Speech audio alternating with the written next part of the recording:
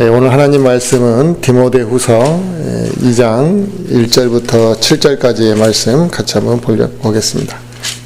그러므로 내 아들아, 너는 그리스도 예수님 안에 있는 은혜 안에서 강건한 자가 되고, 또 내가 많은 증인들 가운데서 내게 들은 것들, 바로 그것들을 신실한 사람들에게 맡기라. 그들이 또한 다른 사람들을 가르칠 수 있으리라. 그러므로 너는 예수 그리스도의 좋은 군사로서 고난을 견뎌내라.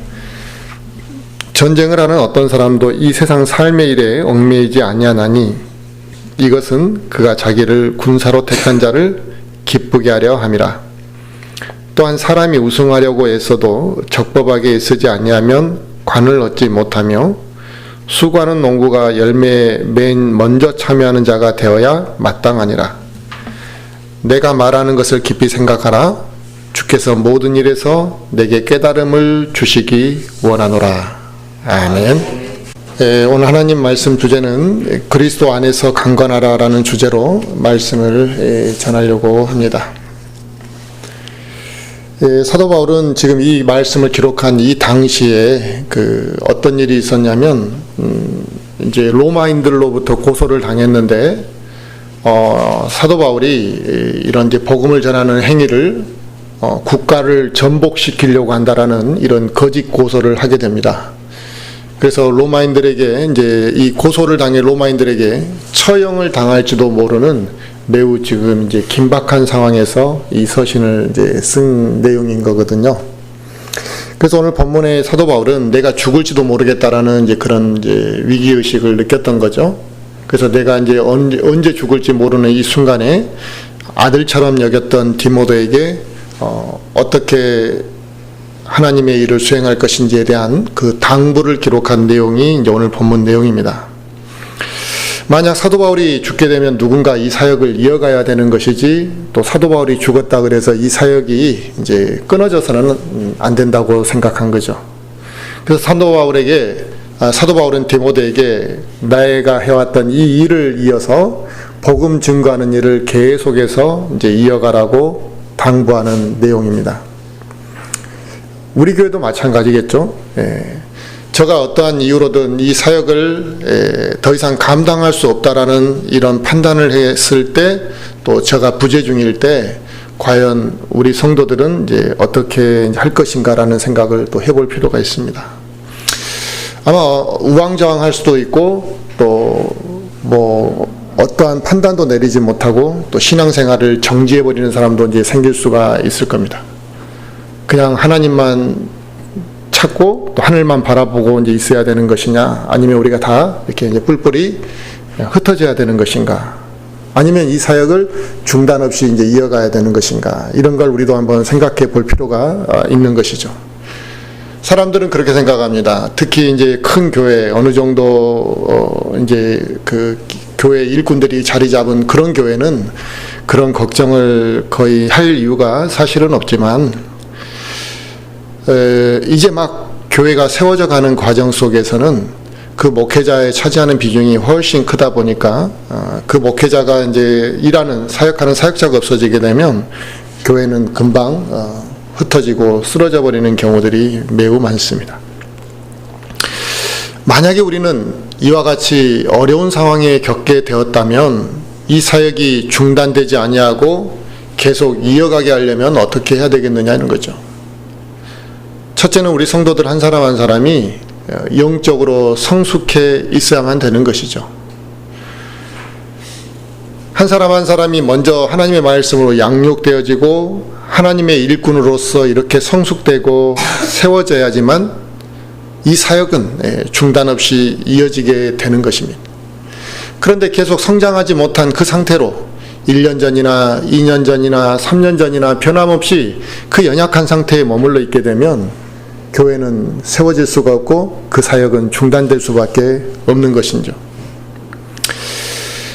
하나님의 사역이 이렇게 중단되지 않고 이어질 수 있는 그런 교회라고 한다면 그 교회는 바르게 세워져 있는 것이라는 것을 증명하는 것이고, 어떠한 사역자 한 사람이 없음으로 인해 그 교회가 깨지고 사라져 버렸다면 그 교회 또 성도들은 바르게 세워져 있지 않았다라는 것을 스스로 증명해 보이는 것이라고 할 수 있습니다. 그래서 오늘 본문 2절에 내가 들은 것들을 바로 그것들을 신실한 사람들에게 맡기라. 그들이 또한 다른 사람들을 가르칠 수 있으리라 라는 이런 말씀처럼 성도들은 계속해서 양육되어지고 그 성도들에게 그 영적인 양육을 통해서 성장을 해야만 한다는 것이죠. 그래서 그 성장한 성도가 다시 교회 안에 연약한 성도들을 가르치는 이 순환 구조가 계속해서 교회에서는 이루어져야 되고, 그래서 성경은 계속 가르치고 그 양육된 사람이 또 다른 사람을 가르칠 수 있는 이러한 구조가 교회는 돼야만 하는 것이 맞습니다. 그런데 그 목회자가 없으면 어느 누구도 다른 사람한테 성경을 가르칠 수 있는 그런 역량으로서 자라나지 못했다면 당연히 교회는 그 교회 사역은 지속될 수가 없게 되겠죠. 심지어 우리 교회 성도들도 그럴 수 있습니다. 내가 다른 사람, 심지어 어린 학생, 유치원이든 초등학생이든 그런 어린 학생에게도 하나님의 말씀을 제대로 가르칠 그 정도 수준도 안 돼 있는 경우들이 아마 많이 있죠. 근데 이걸 매우 부끄럽게 생각해야 되는 거거든요. 그저 와서 주일날 말씀 듣는 거 하나 들었으니까 자기가 뭔가 다 하는 것처럼 생각하는 것, 이것은 아직도 어린아이죠. 영적인 어린아이. 영적 수준이 성장하지 못했다라는 거죠. 그런 사람들은 신앙생활에 영적인 생활을 오래 한다고 해서 변화가 클 수도 없고 성장한다 해도 한계가 금방 와버릴 수밖에 없죠. 그 정도 수준에 머물러 있게 되면 그 안에서 성장을 해봐야 얼마나 성장을 하겠습니까? 내가 어린아이들 하나도 신앙적으로 가르칠 수 없다. 내가 신앙생활을 10년을 했는데 그 아이에게 성경 내용 하나 제대로 가르칠 수 없다라는 건 부끄러운 일인 겁니다. 그런 상태가 있기 때문에 우리도 아마 그런 성도들이 많이 있을 거라고 저는 생각합니다. 밖에서 믿지 않는 자들에게, 그러니까 심지어 내가 어린 학생들에게도, 믿는 학생에게도 성경 가르칠 능력이 안 되는데 밖에 믿지 않는 사람에게 어떻게 담대하게 복음을 전할 수 있겠냐 이거죠. 이처럼 그리스도인이 하나님의 말씀을 배워서 내가 그걸 다른 사람에게 가르칠 수 있다는 것은 매우 귀한 일이고 소중한 일입니다. 그런데 우리가 일주일에 한번 모여 예배 드리는 것만이 신앙의 전부인 것처럼 생각하고, 심지어 그것도 제대로 못하는 사람들이 많이 있습니다만, 일주일에 한번 모여서 예배 드리는 것으로 만족하고 또 다른 어떤 영적인 변화와 성장이 없고 영적인 행위가 없다면 그건 자기 자신에게 하나님이 무엇을 명령하고 있는지, 또 내가 어떤 사명을 하나님으로부터 받았는지, 하나님의 뜻이 무엇인지를 모르고 살아가는 그런 그리스도인이라고 할 수 있는 것이죠. 하나님의 뜻에 관심이 없는 거예요. 하나님이 나에게 무엇을 원하시는지를 보고 그 기준 안에서 내가 살아가야 되겠다. 또 하나님이 뜻하는 바대로 내가 순종해야 되겠다. 하나님의 뜻이 어디 있는지를 알고 그 길을 가야 되겠다라는 그 색깔이 분명해야 되는데 전혀 하나님의 뜻이 무엇인지 관심도 없고 알려고도 하지 않는다는 거예요. 그냥 일요일날 내가 예배 나왔으니까 내 할 일 다 한 것처럼 생각한다는 거죠. 하나님께서는 우리 모두가 각자의 위치에서 복음 증거자로서 또 하나님의 일꾼으로서 쓰임받기를 원한다는 사실을 알고는 있는지 모르겠습니다. 내가 처하는 어떤 직장이든 또 내가 하고 있는 어떤 위치에서든 하나님이 우리에게 원하시는 첫 번째는 뭐냐? 거기에서 너가 복음 증거자로, 너가 나의 일꾼으로 사용되어지기를 원하고 있다는 것입니다. 그걸 하나님이 원하시고 있는지, 하나님이 그걸 나에게 지금 어떻게 명령하셨는지는 알고 있냐 이거죠. 그런데 일주일 내내 성경 한번 펼쳐보지도 않고 심지어 우리가 기도도 한번 하지 않고 있다가 더 심하면 하나님에 대한 인식도 일주일 동안 한번 안 하고 살다가 일주일에 한번 예배 드리는 것으로 영적인 것을 채웠다고 한다면 그 정도로는 밑빠진 독에 물 붓기죠. 영적인 성장은 이루어질 수 없습니다. 그래서 5년, 10년이 지나도 영적으로 성장하지 않는 사람들은 다른 데 이유가 있는 게 아니라 그 사람이 교회를 안 빠지고 아무리 열심히 나왔다 할지라도 그 영적으로 성장하지 않는 데는 그런 이유가 분명히 내재되어 있을 가능성이 높은 거죠. 그렇게 기도 한번 하지 않고 성경 한번 읽어보지도 못한 사람들이 교회에 나와가지고 아무리 좋은 말씀을 매주마다 듣는다고 할지라도 일주일 내내 기도 한번 하지 않고 그냥 좋은 말씀 한번 듣는다고 영적으로 성장할 수 있느냐? 그렇지 않습니다. 예배 시간에 잠깐 한번 찔림을 받고 또 예배 시간에 잠깐 은혜 받은 것으로 영적 성장이 이루어질 거라고 생각한다면 그것은 신앙이 무엇인지도 영적인 열매가 무엇인지를 전혀 모르고 신앙생활을 헛생활하는 거죠. 그런데 많은 그리스도인들이 그저 일주일에 한번 와가지고 자기 가려운 귀를 좀 긁어준 것, 또 약간의 도전을 받으면 그걸로 만족하고 끝나버린다는 것입니다. 그 자극을 받은 것으로 끝나버린 동시에 세상에 돌아가면, 교회 문턱을 넘어가면 다시 세속화가 돼가지고 세상 속에서 그냥 묻혀 살아가 버린다는 거죠. 과연 하나님께서 우리 구원받은 그리스도인들에게 원하시는 게 일주일에 한번 그렇게 예배드리는 것으로 끝나는 걸 원하셨겠느냐, 이걸 한번 생각해 보시면 좋겠죠. 설교받는 그 설교를 통해서 그 순간 은혜 받는 것으로 끝나는 게 하나님이 우리에게 원하시는 것이고 그게 과연 하나님의 뜻인가? 분명히 이 디모데후서 2장 15절을 보시면 디모데후서 2장 15절에 너는 진리의 말씀을 바르게 나누어 하나님의 말씀을 바르게 듣고 서로 나눠서 어떻게 하라는 거예요? 내 자신을 하나님께 인정받는 자로 부끄러울 것이 없는 일꾼으로 나타내도록 연구하라, 이렇게 말씀했습니다. 그러니까 하나님의 말씀을 그냥 듣는 걸로 흘러듣는 것이 아니라 그 말씀을 내가 느끼고 깨달아야 돼, 나눌 수 있는 거 아닙니까? 우리가 예배 이후에 들은 말씀을 서로 나누잖아요. 그런데 말씀을 들은 척 만척하고 딴 생각하면 말씀을 나눌 게 없는 거죠. 평소에 성경 말씀도 한번 펼쳐보지도 않고 기도도 하지 않던 사람이 주일날 한번 말씀도 딴 생각하고 듣지 않게 되면 뭐가 그 사람에게 영적인 게 남아있을 수 있겠습니까? 아무것도 없으니까 누구에게 말씀을 나눠줄 것도 없는 거예요. 들은 것도 없으니까. 곰곰이 내가 하나님의 말씀을 읽으면서 그 말씀을 나에게 비춰보고 무언가 생각을 하고 진지하게 내 자신에게 그 말씀으로 한번 음미를 해봐야지 내가 그 말씀을 누군가하고 나눌 게 있는 거잖아요. 그런데 심지어 일주일에 한번 와서 그 귀한 하나님의 말씀이라고 표현하면서 말씀을 듣는 동안 딴 생각이나 하고 있다가 나눌 게 없는 이런 사람이 어떻게 영적으로 성장할 수 있겠는가? 또 하나님께 인정받는 자가 되고 부끄러울 것이 없는 일꾼으로 나타내도록 연구하라 그랬다. 그러니까 고민 좀 해보고 어떻게 하면 내가 하나님의 일꾼으로 드러날 것인가, 내가 어떻게 하면 인정받는 자가 될 것인가를 좀 깊이 생각해 보라는 거예요. 그런데 그런 생각이 없다는 거예요.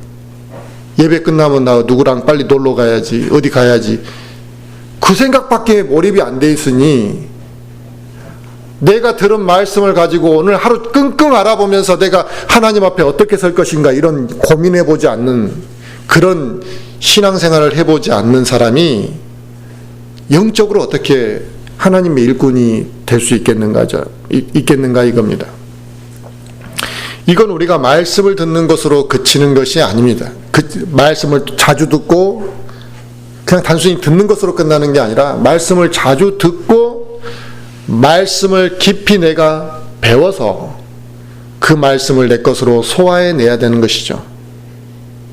내 것으로 그 말씀을 만들 줄 알아야 한다는 것입니다. 말씀을 듣고자 하는 준비와 열정이 있을 때 그 사람이 하나님의 일꾼으로 크든 작든 간에 쓰임을 받는 것이거든요. 우리 각자가 하나님께 크게 쓰임 받는 사람도 있고 적게 쓰임을 받은 사람도 있습니다만, 크게 쓰임 받았느냐 적게 쓰임 받았느냐를 우선 그걸 이야기하는 게 중요한 게 아니고 내가 하나님께 쓰임을 받고 있느냐 없느냐가 중요한 거죠. 하나님께서 우리 각자에게 요구하시는 것은 뭐냐? 영적으로 성장해서 강건해지라는 것입니다. 이것은 우리 그리스도인의 삶에 있어서 매우 중요합니다. 영적으로 성장을 해서 아주 강건해지지 않게 되면 어려움이 왔을 때 그 영적 생활이 이제 큰 변화가 나타나게 됩니다. 우리가 영적으로 성장하고 강건하게 서 있게 되면 어려움이 찾아와도 흔들리지가 않는 것이거든요. 그래서 영적으로 성장한 그리스도인은 신앙의 기복이 그만큼 없는 겁니다. 그러나 내 자신이 강건하게 서 있지 못하면 어느 한순간에 어려움이 와서 그냥 그런 경우들 많잖아요. 그냥 들쑥날쑥. 그러니까 어려울 때도 좀 신앙생활을 한다든지, 어려울 때도 교회를 나온다든지, 말씀을 꾸준히 듣는다든지 이런 게 있어야 되는데, 어려우면 당연히 교회 안 나오는 거. 그럼 기분 좋을 때만 교회 나오면 그게 무슨 신앙이냐 이게. 시간이 허락하고 여건이 될 때만 하나님 섬기면 그게 무슨 신앙이고, 그렇게 신앙생활 할 것 같으면 불신자도 다 그런 정도는 한다 이거죠. 그렇게 기복이 있고 힘들 때마다 서 있지 못한다는 것은 영적으로 강건하지 못하다라는 것을 스스로 나는 이렇게 연약하고 부족하다라는 것을 드러내고 있는 것입니다. 이 세상을 사는 동안 이 세상에 동화되지 않고 살아가는 이 그리스도인의 삶, 그러니까 내가 세상에 묻어가지 않으려고 하고 세상에 똑같이 닮아가지 않으려고 하는 그 그리스도인의 삶은 항상 시련과 고통이 따르기 마련입니다. 왜냐하면 계속적인 갈등과 영적인 이 전쟁이 이루어지기 때문에 그렇습니다. 하지만 그 영적 전쟁에서 승리를 거두게 되면 그 기쁨과 평안을 누리게 되기 때문에 그 고통을 겪었던 그 시간들을 다 이제 위로받게 되는 것이죠. 하지만 세상을 쫓아 살아가고 세상의 동화가 되어버리면 어려움이 닥치고 시험이 왔을 때 금방 실족하고 낙심하고 쓰러진다는 것입니다. 이런 그 영적인 삶에 있어서 엄청난 차이가 있는데도 일주일에 한 번 예배 드리는 것만으로 영적 생활이 끝나버리고, 또 주 안에서 모이고 예배를 드리는 것을 소홀히 하고, 또 우리가 사소한 이유 때문에 무엇인가 기도하는 것들이 단절되어 버리고 불성실하게 하나님을 섬긴다면 우리가 과연 영적으로 어떻게 성장할 수 있겠냐 이거죠.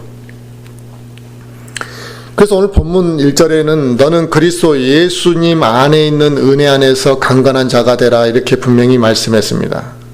그러니까 그리스도 예수님 안에 있는 은혜 안에서 그렇게 이제 말씀하셨는데, 이건 인간의 힘과 능력으로는 절대로 영적으로 강건해질 수 없다라는 걸 말하는 거죠. 누구나 이 육체의 훈련을 하면 이 몸의 건강을 찾을 수 있고 육신을 강하게 할 수 있습니다. 그러니까 이 육신을 강하게 하는 것은 훈련을 통해서 쉽게 가능한데, 이 영적으로 강건하게 하는 것은 육체 훈련을 한다고 해서 되는 문제가 아닙니다. 육체 훈련은 푸시업을 하루에 몇 개씩 꾸준히 한다든지 턱걸이를 몇 개씩 한다든지 그런 어떠한 방법과 기술을 익히면 금방 터득이 되는 거죠. 그런데 이 영적인 성장은 단순히 어떤 횟수를 반복하고 스킬을 익힌다 그래서 그냥 강건해지는 것이 아니라는 거죠. 하지만 우리 그리스도인들이 육신을 신뢰하지 아니하고 예수 그리스도의 은혜 안에서 거한다면 강건하게 될 수 있다는 것입니다. 그래서 사도 바울은 고린도전서 15장 10절에서 뭐라고 이야기했냐면, 자신의 그 사역이 자기의 힘과 능력으로 된 게 아니라고 이야기했습니다. 자기의 힘과 능력으로 된 것이 아니고, 또 내가 뛰어난 부분이 있었기 때문에 사도로 쓰임받은 것이 아니라 오직 나와 함께 하신 하나님의 은혜라 이렇게 표현을 했습니다. 그러니까 자기가 그와 같이 하나님께 쓰임받고 위대한 사도로서 능력과 힘을 발휘할 수 있었던 것은 자기 힘도 아니었고 자기의 능력도 아니었고 자기의 뛰어난 부분도 아니었고 오직 하나님의 함께 하신 하나님의 은혜였다는 거예요. 그러니까 하나님이 함께 하시면 그와 같은 것들이 능력이 나타날 수 있다는 거죠. 빌립보서 4장 13절에서도 나를 강하게 하시는 그리스도를 통하여 내가 모든 것을 할 수 있느니라 이렇게 말씀하셨습니다. 그러니까 나를 강하게 하시는 분은 누구냐? 그리스도라는 거죠. 나를 강하게 하시는 그리스도를 통해서 내가 모든 것을 할 수 있다라고 말씀하고 있듯이 우리가 강건해지기 위해서 그 근원은 어디서부터 출발해야 되느냐? 예수 그리스도로부터 출발해야 되는 것이구나. 그러니까 예수 그리스도를 통한 영적인 힘이 나에게서 나타나도록 하는 것, 이게 중요한 겁니다. 이처럼 우리 그리스도인의 모든 능력의 근원은 예수 그리스도를 통해서 얻게 되는 것입니다. 그런데 또 하나 중요한 것은 능력도 예수 그리스도를 통해서 나타나지만 내가 쉬는 것 있잖아요.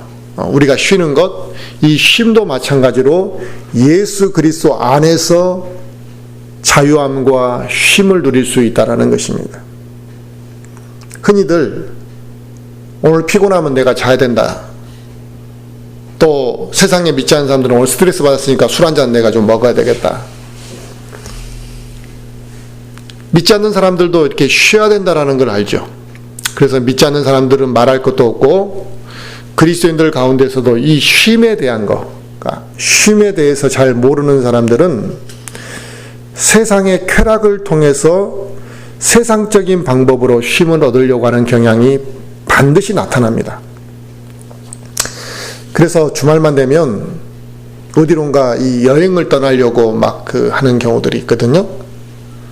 그래서 막 어디론가 막 떠나고 싶어서 막 발버둥 치는 사람들이 있습니다. 그래서 친구들하고 어디 좀 놀러 가야 되겠고, 가족들끼리 가고, 또 세상의 그 즐거움을 취하면서 그게 오늘 주말을 잘 보내는 거고, 그게 쉼이라고 이렇게 생각을 이제 한다는 것입니다. 이건 안 믿는 사람만 그런 게 아니라 그리스도인들 중에서도 이 세상 영적으로 성숙하지 못한 사람들은 다 똑같은 이런 생각을 합니다.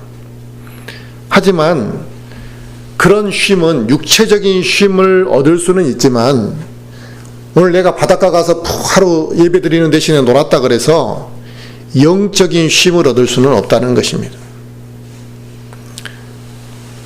그래서 이 영적인 쉼을 얻을 수는 없기 때문에 내가 세상에서 분명히 즐기고 나면 그 즐기는 동안에는 내가 쉬었다라는 인식이 있는데 왠지 그 쉼을 갖고 그 즐기고 나면 쉰 것 같은데 쉰 것 같지 못한, 그러니까 쉬었다고 생각하는데 무언가 안식을 누리지 못한 허전함과 피곤함을 느끼게 되는 거죠.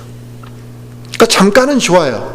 잠깐은 좋은데 그 다음에 무언가 알지 못할 피로감이 몰려들기 때문에 이게 쉰 거 맞나? 이런 생각을 하게 되는 거예요. 그러면 진정한 쉼이라는 건 뭐냐? 몸도 쉬어야 되고 우리의 혼도 쉬어야만 하는 진정한 쉼인 거죠. 성경에서 말씀하시는 쉼이라는 것은 이 참 안식을 누린다라는 것은 몸만 쉬는 것이 아니라 이 혼까지 다 쉼을 얻는 것을 의미하는 겁니다. 그래서 우리가 주 안에서 쉼을 가질 때만이 몸도 쉬고 정신적인 또 혼적인 쉼을 맛볼 수가 있게 되는 것입니다. 그래서 우리가 이런 쉼을 얻으려고 주일날 나오는 거죠. 하나님 앞에 경배를 드린다. 단순히 우리가 의무적으로 하나님 앞에 예배를 드리기 위한 우리의 육신의 그 어떤 그 노력만 있는 것이 아니고요. 일주일에 한 번, 또 한 주를 시작하는 첫날에 하나님의 말씀으로 내 영적 상태를 위로받고 내 영적인 부분을 채우기 위한 목적이 있다라는 겁니다. 그러니까 이게 하나님 앞에 경배드리기 위한 목적도 있고 내가 하나님으로부터 영적인 것을 체험받기 위한 목적도 지금 있는 거죠. 우리가 예배를 드리는 것은. 그런데 예배를 소홀히 하게 되면 이 두 가지가 다 하나님 앞에 경배도 안 드리니까 하나님 앞에 죄를 짓는 것일 뿐만 아니라 영적인 쉼을 얻지 못하니까 그 사람이 공고해지거나 육신적으로 이렇게 바뀔 수밖에 없는 것이겠죠. 그래서 우리는 예배를 통해 충분한 휴식을 가짐으로 인해 진정한 영적인 쉼까지 누리게 됨으로 인해 쉼을 누리는 겁니다. 그런데 이런 진정한 쉼을 맛보지 못한 사람들은 쉰다라고 생각할 때 육신적으로 쉬는 것밖에 생각을 안 하거든요. 그래서 육신적으로만 쉬는 것을, 육신적인 쉼만을 생각하는 사람들은 주일날 이렇게 예배 나와서 하나님의 말씀을 가만히 경청하고 듣는 것은 이건 지루하고 재미없고 할 수 없는 일이라고 생각하는 겁니다. 그건 쉬는 거라고 생각을 그들은 못하는 거죠. 하지만 주 안에서 영적인 쉼을 갖지 않고 세상의 쾌락만을 쫓아서 쉬려고 하는 사람은 또다시 피곤해진다는 것입니다. 그건 참 안식이 아니라는 것이죠. 세상의 쾌락은 육신적으로 피곤하고 또 영적으로 채워짐이 없기 때문에 세상적으로 그렇게 즐기고 나면 또다시 공고해지고 그 사람에게는 평안이 지속되지 못한다는 것입니다. 그래서 이게 중요한 문제죠. 왜 중요한 문제냐? 그리스도인 가정이, 그러니까 나만 교회 다닌 게 아니라 그 가족이 다 교회 다니는 이런 이제 가정들이 있잖아요. 그 그리스도인 가정 안에서, 구원받은 그 가정 안에서 그리스도인 부모가 참 안식을 맛보지 않고 살아가죠. 그러면 그 자식들도 주 안에서 참 안식을 경험하지 못하고 살아가는 경향이 많다라는 겁니다. 내가 쉼을, 참 안식을 누리지 못했고 주 안에서 쉼을 경험하지 못했는데 내가 내 자식한테 뭘 알려주겠냐. 그냥 교회 나와라, 예배 드려라, 그 형식적이고 타성에 젖은 말만을 해줄 뿐이지 참 안식이 무엇인지, 그 쉼이 무엇인지를 알려주지 못한다는 거예요. 자기도 경험하지 못했기 때문에. 그래서 그리스도인 가정 안에 다 구원받았다라는 것으로 그냥 안주하고 그냥 그렇게 넘어가는 가정들이 있습니다만, 우리 가정이 다 구원받았다면 그 부모가 참 안식을 누리는 것을 경험하고 맛보는 게 중요합니다. 그래서 그 부모가 참 안식을 누리지 못했다면 그 자식도 참 안식을 경험하지 못할 가능성이 높다는 거죠. 그렇게 되면 자식을 영적으로 바로 세우기가 매우 어렵습니다.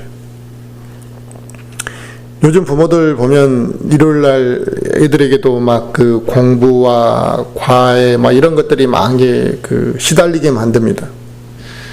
그리고 그들에게 영적인 쉼을 경험하게 할 수 있는 그런 게 없다 보니까 뭐 PC방에 가서 놀고 핸드폰만 하루 종일 쳐다보고 놀고 또 하루 종일 그냥 눈이 빠져라고 그냥 카톡이나 하면서 친구들하고 뭐 이런 채팅이나 하면서 그렇게 하는 게 쉼이라고 생각하고 그렇게 이제 내버려 두게 되는 거죠. 그런 아이들이 과연 영적으로 강성하게 자랄 수 있겠는가라는 그 의문은 충분히 우리가 가질 수 있고 결과적으로 안 된다라는 걸 알 수가 있습니다. 그래서 어린아이들도 주일날 온전히 이 안식을 누리는 경험들을 꾸준히 이제 해가는 거죠. 처음에는 그 말씀이 그들에게는 어렵게 들릴 수도 있고 또 하지만 앉아있고 또 그들이 말씀을 듣는 훈련을 작은 거 하나하나를 배우면서 경험하고 또 하나님을 찾는 훈련들을 하면서 이렇게 이제 안식을 누리는 것들을 배우게 되는 겁니다. 그래서 토요일날 저녁에는 너무 늦게 들어오지 마라. 그런데 대부분은 이 안 믿는 애들과 비교해가지고 기준을 안 믿는 애들에다가 잡잖아요.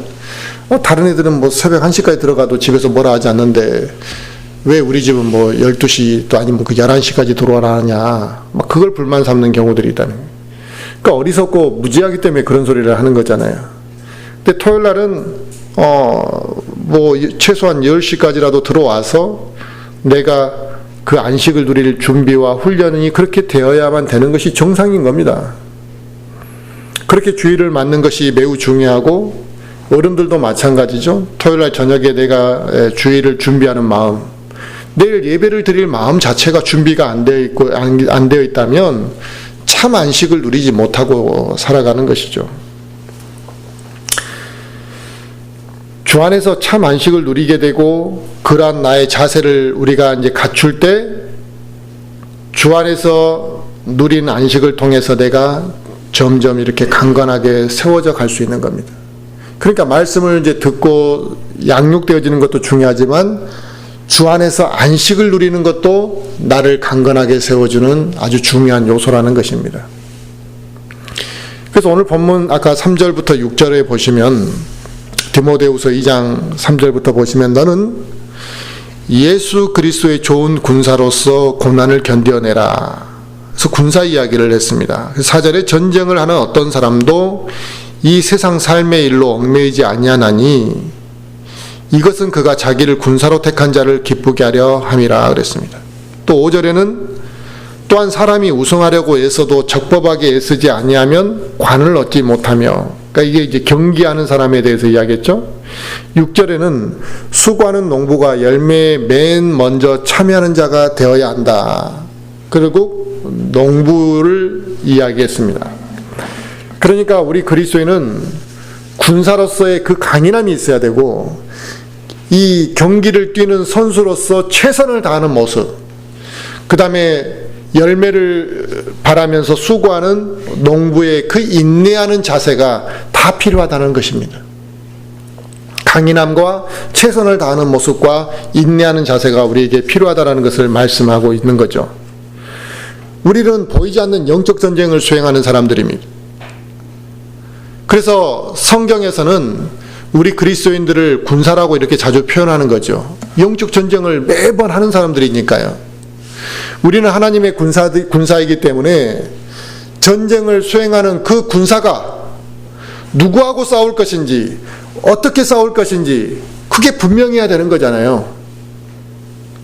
그리고 전쟁을 수행하는 군사는 이제 막 전쟁이 내일 이제 바로 시작되고, 아니면 지금 이 순간 시작된다면 이 세상 삶의 연연에 얽매여 있지 않을 거라는 겁니다. 지금 전쟁에 나가는 군사는 죽냐 사느냐를 생각하는 거지, 이 세상에서 내가 돈을 얼마나 벌어야 되겠다 이런 게 얽매이지 않는다라는 것입니다. 그래서 이 세상의 다른 것들에 마음을 빼앗기고 이 세상에 끌려다니게 되면 군사가 전쟁을 정상적으로 수행할 수가 없게 된다는 거죠. 그래서 우리 그리스도인들도 군인과 같은 강인함, 전쟁을 앞둔 군인이 세상에 얽매이지 않는 그런 자세가 우리 영적인 부분에 나타나야만 한다는 것을 말씀하고 있습니다. 세상의 사람들은 오늘 하루하루 또 내일도 살아가는 이 하루하루 살아가는 목적이 그냥 단순히 돈을 많이 벌기 위해서 살아가는 경우들이 대부분입니다. 그냥 돈 많이 벌어서 뭐 할 건지도 분명하지 않지만 그냥 돈을 많이 벌어야 되겠다라는 그게 인생의 목적입니다. 아니면 어떤 사람은 세상 명예와 권력을 누리기 위한 목적으로 이 세상에서 모든 전력을 다하고 살아가는 사람도 있습니다. 우리 그리스도인들 중에서도 남보다 더 잘 살고 내가 이 세상에서 성공하는 것을 위해 살아가는, 그것만을 위해 살아가는 사람들도 있을 겁니다. 그러나 소수일지는 모르지만 어떤 그리스도인들은 하나님의 일을 동참하고 주를 위해 살아가는 그리스도인들도 있다는 것이죠. 그러면 다 지금 자기가 목적을 가지고 지금 살아가고 있는 거죠. 그래서 우리가 그리스도인들에게, 구원받은 그리스도인들에게 왜 사느냐 이렇게 물어보면, 당신 지금 왜 살고 있습니까? 이렇게 이제 물어보면 답을 못하는 사람들이 매우 많습니다. 또 제가 이렇게 질문을 했던 경우에도 그걸 다시 곰곰이 생각하면서 답을 얻어보려고 하는 게 아니라 그냥 한 귀로 듣고 한 귀로 흘려버리는 경우들이 되게 많죠. 그러니까 그건 뭐냐, 내가 왜 살아야 되는지에 대한 진지한 고민과 답을 얻으려고 하는 마음이었고 그냥 그날 단순하게만 살아가기 때문에 그런 겁니다. 그래서 어떤 그리스도인들은 왜 사느냐라는 그 질문에 하나님의 영광을 위해서 살아야 하지요라고 답변한다는 겁니다. 하나님의 영광을 위해서 나는 살아가고 있습니다라고 답변을 해야 되는데 하나님의 영광을 위해 살아가야 되지요라고 말한다는 거예요. 그 말은 뭐냐, 모범답안은 알고 있는데 자기는 그렇게 못 살고 있다는 걸 말하는 거죠. 이건 형식적인 답일 뿐입니다. 실제 상황은 세상의 목적을 위해서만 살아가는 경우들이 많습니다. 그러나 하나님의 군사는 전쟁터에 지금 싸우고 있는 군사처럼 이 세상 삶에 얽매이지 않는 사람들이라는 겁니다. 하나님이 나에게 지금 뭘 명령했는지가 중요한 것이지 내가 이 세상에 무엇을 미련을 가질 것이냐가 중요한 게 아니라는 거죠. 지금 승리해야 되는 것이죠. 지금 내가 살아야 되는 것, 이게 지금 중요한 문제라는 거죠.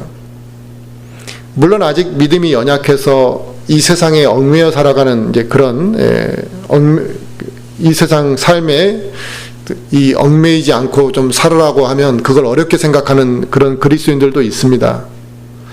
그러나 이 세상 삶에 미련이 많고 내가 이 세상에 막 연연하는 것들이 많다는 것은 아직도 자기가 욕심을 내려놓지 않았기 때문에 그런 거잖아요. 또 자기의 욕심을 내려놓지 못했을 뿐만 아니라 세상에 대한 미련이 많다라는 것은 하나님께 자기 자신을 아직도 내어 맡길 마음이 없다라는 것을 의미하는 겁니다. 그러나 주시는 분도 하나님이시고 걷어가시는 분도 하나님이신 줄 우리가 안다면 하나님 앞에서 내 욕심을 채우기 위해서 막 뭔가를 꽉 붙잡고 있고 또 하나님께 내어 맡기라고 하는데 막 못 내어놓을 마음이 없이 이렇게 꽉 쥐고 있다는 것은 어리석은 모습이죠. 마태복음 19장에 보면 우리가 잘 알고 있는 이 부자 청년, 관원이기도 했던 이 부자 청년 이야기가 나옵니다. 그는 예수님을 왜 찾아왔냐?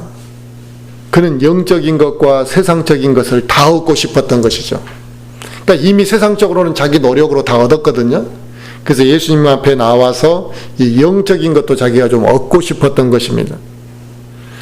그래서 주님이 이 두 개를 다 동시에 얻으려고 하지 말고 세상의 물질을 포기해라. 이 두 개 동시에 같이 이게 되는 부분이 아니라는 걸 말씀하신 거죠. 그런데 결국 그는 주님의 말씀을 들었을 때 그 세상에서 자기가 얻은 그 욕심 때문에 그 세상에 대한 집착 때문에 결국 영적인 것을 포기해버린 것을 우리는 볼 수 있습니다.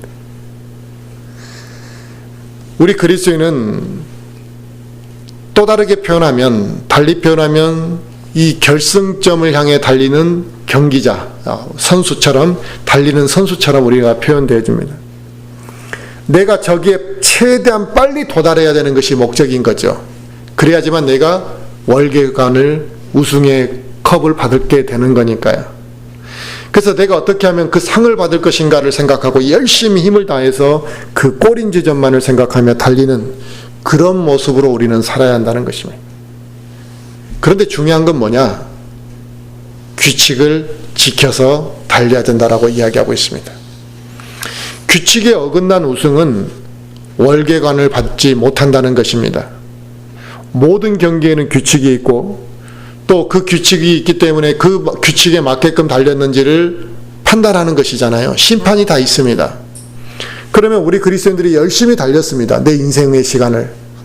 그러면 그 인생의 시간을 열심히 달렸을 때 하나님께서 나의 심판자가 되어신다는 것을 말씀하시는 겁니다. 그렇다면 우리 인생의 경주에서 규칙이 있다는데 그 규칙이 뭐겠냐 이거예요. 첫째는 예수 그리스도를 믿었느냐 안 믿었느냐가 이제 중요한 거죠. 구원받지 못한 사람은 그 경기에 달릴 자격이 주어지지 않는 것입니다. 구원받지 못한 사람이 경기에서 열심히 달려가지고 구원받은 사람보다 더 앞질러서 우승을 했다 할지라도 1등으로 들어왔다 할지라도 그건 규칙을 어긴 거기 때문에 상급을 받을 수 없다 이거죠. 경기를 달릴 수 있는 자격은 예수 그리스도를 믿고 구원받은 사람에게만 그 그리스도의 심판석 앞에서 상급을 받을 수 있는 조건이 주어지는 것입니다. 두 번째는 하나님의 말씀대로 행했느냐 하는 것입니다. 이게 매우 중요한 문제죠. 구원받은 그리스도인이라 할지라도 내가 보기에 좋은 방법, 또 나의 뜻대로, 내 생각대로 그렇게 행했다면 그건 규칙을 어긴 거라. 하나님께서 말씀하시는 대로 순종을 했느냐가 중요한 규칙입니다. 많은 사람들이 아마 이 규칙을 지키지 않고 달렸기 때문에 상을 받지 못하는 일들이 발생할 것 같습니다. 자기는 교회를 위해서 정말 수고했습니다.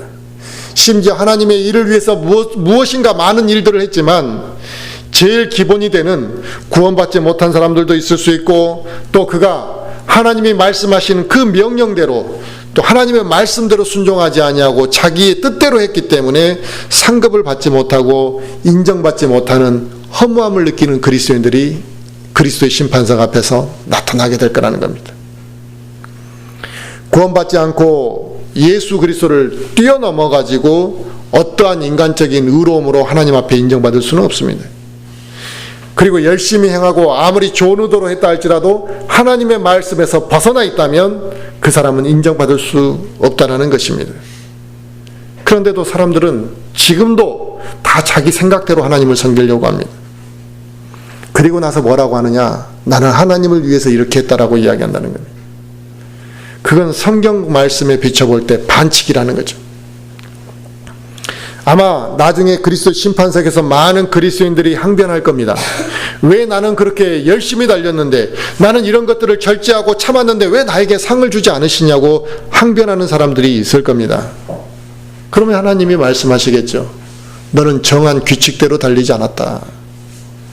얼마나 안타까운 일이냐 이거예요. 정말 인생을 다 바쳐서 열심히 살았는데 상급을 받을 게 없다. 그런데도 지금 이 시대에 수많은 이 교회 다니는 사람들이 이걸 알지 못하고 맹목적으로 열심히, 오늘도 열심히 교회 나가고 헌금을 하고 또 그랬으니까 자기가 복을 받을 거라고 생각한다는 거예요. 무엇이 옳고 무엇이 틀린지, 무엇이 진리고 무엇이 거짓인지 이러한 것을 분별하지 못하고 그냥 교회만 나가서 열심히 시키는 대로 하면 상 받을 거라고 생각하고 복 받을 거라고 생각하는 사람들이 많습니다. 그러나 자기의 그 수고들이 하나님 앞에서 인정받지 못할 사람들도 매우 많다라는 것이죠. 또 매년 이 가을이 되면 봄에 씨를 뿌렸던 것에 대한 결과를 기다리게 되고 이제 거두게 됩니다. 그래서 가을에 곡식이 익어갈 때쯤 되면 이제 열매를 거둘 거에 대한 설레임과 기다림이 이제 기쁨이 이제 오게 되는 거죠. 그래서 이처럼 거둘 때가 되면 이 거두는 풍성한 열매는 오랜 시간 농부가 수고하고 땀 흘린 것에 대한 이 보상이잖아요. 그래서 그 추수할 때가 오면 이 풍성한 열매를 바라보는 농부는 기쁠 수밖에 없는 겁니다.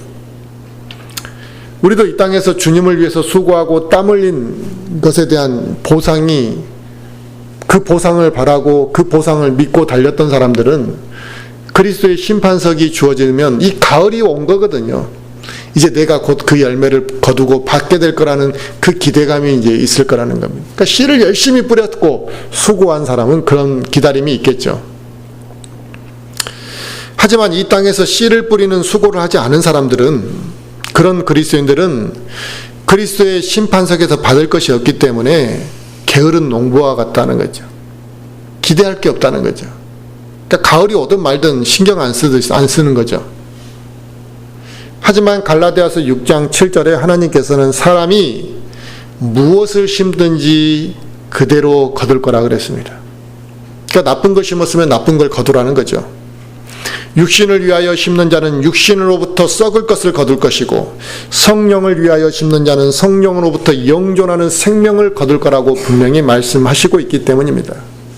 그래서 우리는 나는 무엇을 심었는가 생각해야 됩니다. 어떤 사람들은 나는 성령의 것도 심지 않았지만 나쁜 것도 뿌리지 않았다라고 이렇게 생각하는 사람도 있을지 모르겠습니다. 아무것도 안 뿌렸다고 생각하는 사람은 육신의 것을 뿌린 거죠. 자기도 모르게. 농부가 씨를 뿌릴 때 그 씨가 땅에 싹을 틔우고 자라서 열매를 맺을 거라는 확신을 갖고 씨를 뿌리지, 씨를 뿌리면서 이거 열매를 안 맺으면 어떡하지? 이거 다 열매 맺을까? 그렇게 의심하고 걱정하면서 씨를 뿌리는 농부가 어디 있겠습니까? 확신이 있기 때문에 농부는 자기 밭에 씨를 뿌리는 것입니다. 그리고 그 수고를 마다하지 않고 열매를 맺을 때까지 노력하는 거죠. 그런데 여기서 씨를 뿌릴 때 수고했다라는 이 농부의 수고라는 것은 단순히 땀을 흘렸다라는 이런 개념을 말하는 게 아닙니다.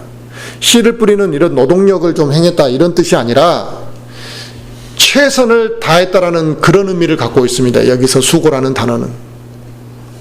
그래서 나의 힘이 닿는 데까지, 할 수 있는 데까지 씨를 열심히 뿌렸다는 거죠. 그냥 눈앞에 발밑에만 쭉 씨를 뿌리고 만 게 아니고요. 즉 우리 그리스도인들은 먼저 하나님의 군사로 전쟁의 승리만을 생각하는 그런 군사로 우리는 바로 서 있어야 되고, 세상에 얽매이지 않아야 된다는 것이고, 또 경기를 뛰는 선수로서 그 경기를 뛰는 선수가 우승을 위해서 혼신의 힘을 다하듯이 그렇게 우리는 이 세상에서 영적인 자세로 뛰어야만 하는 것이라 이거죠. 또 추수할 때 거둘 열매를 생각하면서 수고하고 땀을 흘렸으며 씨를 뿌렸던 그 농부와 같은 자세로 우리는 할 수 있는 만큼 씨를 뿌리고 수고하는 노력이 우리에게 있어야만 한다는 것입니다. 그와 같은 자세가 있다면 매우 큰 보상을 우리가 받게 될 거고, 그 보상이 매우 값지다는 것입니다. 그것이 하나님께서 우리를 부르신 목적이며 우리가 이 세상의 삶을 살아가는 의미라는 것이죠. 디모데후서 4장을 한번 볼까요?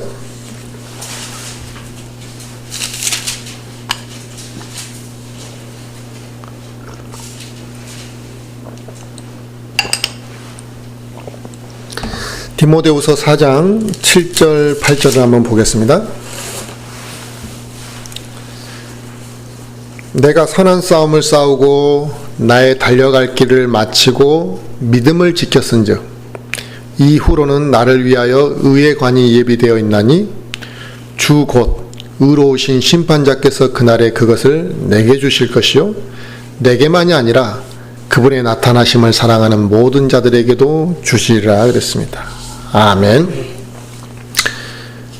결국 이제 사도 바울은 상을 받기 위해서 자기는 달렸고, 이제 인생의 끝자락에 왔을 때 내가 그 달려갈 길을 다 달렸고, 그러니까 완주를 했고, 이제 또 그 규칙을 지켰으니까 나에게 의로운 면류관이 주어질 거라는 확신을 딱 갖고 있잖아요. 그런데 나뿐만이 아니라 다른 사람에게도 하나님을 사랑하고 그와 같이 달리는 모든 사람에게 그것들은 하나님이 반드시 주실 거라고 말하고 있습니다. 고린도전서 15장도 한번 볼까요? 고린도전서 15장.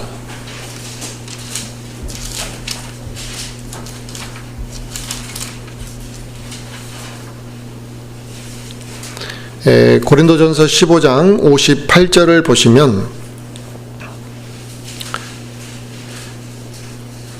고린도전서 15장 58절에 그러므로 내 사랑하는 형제들아 너희는 굳게 서서 흔들리지 말고 항상 주의 일을 넘치게 하라. 너희 수고가 주 안에서 헛되지 않은 줄 너희가 아느니라 그랬습니다. 아멘. 그러니까 흔들리지 않고 주의 일을 항상 넘치게 하라는 겁니다. 적당히 하지 말고. 그러면 그 수고가 헛되지 않다라고 말씀하고 있습니다. 우리 모두는 다 이제 그리스도의 심판석에 다 언젠가는 우리가 서게 될 사람들입니다. 그리고 좋은 열매를 우리가 거두고 하나님으로부터 합당한 상급을 받기 원한다면 당연히 수고를 마다할 이유가 없습니다. 그러니까 내가 상급을 받기를 기대하고 무엇인가 하나님이 주실 것에 대한 확신이 있다면 그 수고를 마다하지 않는다는 거죠. 농부가 그 열매를 거둘 것을 알고 확신이 있기 때문에 누가 시키지 않아도 열심히 힘을 다해서 씨를 뿌리고 수고하는 것처럼 그 상급을 받기 원하고 그 하나님께서 좋은 것을 주실 것이라는 확신이 있다고 한다면 수고를 마다할 이유가 없고 열심히 일하지 않을 이유가 없는 거죠. 이 세상에서도 상을 받기 원한 사람은 최선을 다해야만 합니다. 몇 명 안 되는 이 숫자 안에서 학교에 뭐 30명이든 100명이든 그 숫자 안에서 1등을 하려고 해도 열심히 하고 최선을 다하고 죽을 힘을 다해서 공부하는 거죠. 그렇다면 우리가 하나님의 약속인 이 상을 받기 원한다면 하나님의 뜻에 따라 수고를 해야만 하는 것이라 이거죠. 그리스도인들 중에 오늘 이 말씀을 마음속에 깊이 간직하고 살아가는 사람도 있을 것이고, 또 이런 말씀을 듣고도 아무 생각 없이 살아가는 사람들이 있을 겁니다. 그러나 이 두 사람의 결과는 절대 똑같을 수가 없다라는 겁니다. 하나님 앞에서도 똑같을 수가 없고, 심지어 이 세상에서 살아가는 모습도 똑같을 수가 없고, 여러모로 차이가 날 거라는 겁니다. 그래서 모두가 구원받은 그리스도인이라 할지라도 저 하늘나라에서 하나님으로부터 받게 될 상급의 차이는 분명히 있게 되는 겁니다. 지금 나의 삶의 방향, 내가 무엇을 추구하는 이 목적, 삶의 목적이 잘못되어 있다면 지금 이 순간부터라도 하나님의 뜻을 찾고 하나님의 목적에 모든 걸 마칠 필요가 있습니다. 만약 하늘에서 받을 상급이 이 세상 것보다 못하다면 어떻게 하나님이 그걸 소망하라고 우리한테 말씀하셨겠냐 이거예요. 하나님은 분명히 더 좋은 것을 예비하고 계시기 때문에 하나님의 자녀들에게 소망을 하라고 이야기하는 거거든요.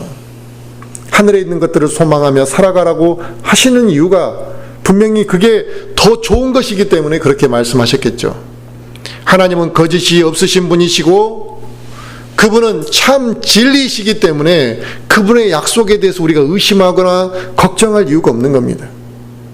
우리가 흔들리지 않는 믿음의 자세로 영적으로 성장하고 강건한, 주 안에서 강건한 삶을 살아간다면 하나님께서 우리 모두에게 합당한 상을 허락하실 것인데, 저와 우리 모든 지체들이 주님을 다시 만나는 그날에 다 귀한 상을 받아야 하지 않겠냐 이겁니다.